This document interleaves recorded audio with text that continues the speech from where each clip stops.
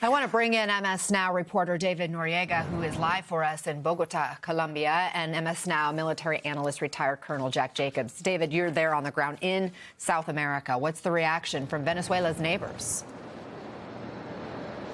Well, Anna, the reaction here in Bogota, the capital of Colombia, to Trump's pretty strikingly overt threats to follow up with the actions of the last 48 hours with similar actions here in Colombia has been one of combined outrage and alarm. I've been in touch with a couple of people inside the government of Colombian President Gustavo Petro, people close to Petro, who say that they are taking these threats extremely seriously. A couple of things to take into consideration here, Ana. First is the fact that Petro, unlike Maduro, is a perfectly legitimately democratically elected president with a substantial base of popular support in the country. The second thing to take into account is that he's actually nearing the end of his term. He only has a few months left in office. What that means is that there are elections coming up very soon, congressional elections in March and presidential elections in May. The fear here, concretely, is that if the left-wing party, the party of Gustavo Petro, is on track to win in those elections, which some polling suggests it's pretty well positioned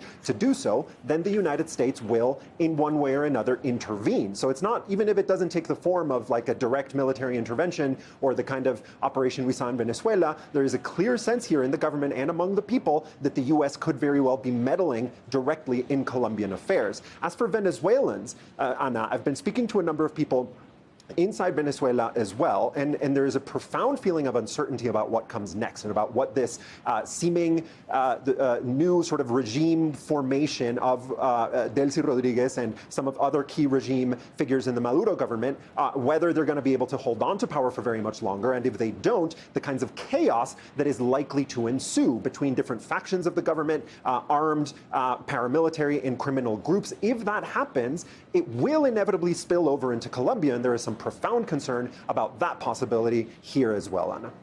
David Noriega on the ground in Bogota. Thank you.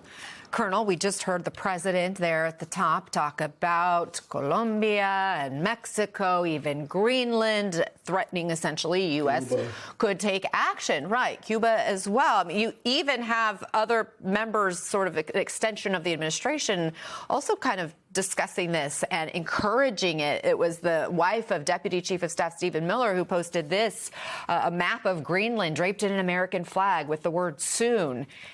We've heard the president make this defense argument. When it comes to Greenland, should Denmark be concerned? Well, Denmark is concerned. As a matter of fact, it's interesting to talk about Greenland because it's very much different than all the other countries we've been discussing in the Western Hemisphere. Greenland is part of the Kingdom of Denmark, and Denmark is a founding member of NATO, as we are.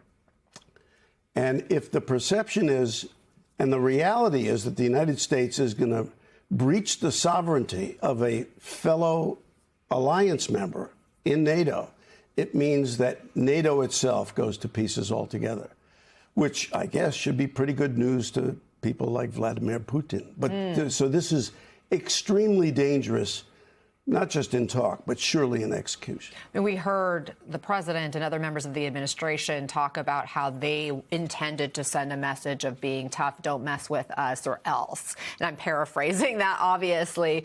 But I do wonder, what do you think is the message received by other authoritarian leaders and adversaries of the U.S.? Will they get that tough talk? Is it sort of showing strength with this move? Well, countries like China, for example, and Russia do not need any encouragement to do the kinds of things that they're doing. But it certainly will be a warning to those in those regions. So take, for example, the threat of China taking over Taiwan. Mm-hmm. It's perceived by a lot of people that ultimately, all things being equal, Taiwan may, in fact, without military action, become part of China for a wide variety of economic and demographic reasons. But the kinds of things that we're talking about now, about the use of the military instrument of power to take over, let's say, the Western Pacific or part of the Western Pacific, causes countries, allies of ours like Japan, for example, to take a completely different look at how they've been operating since the end of the Second World War. So the Japanese Constitution precludes the use of military force by Japan, external to Japan.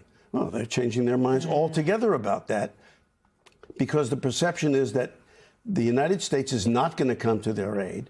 In fact, Japan is talking openly about acquiring nuclear weapons so that it can defend itself.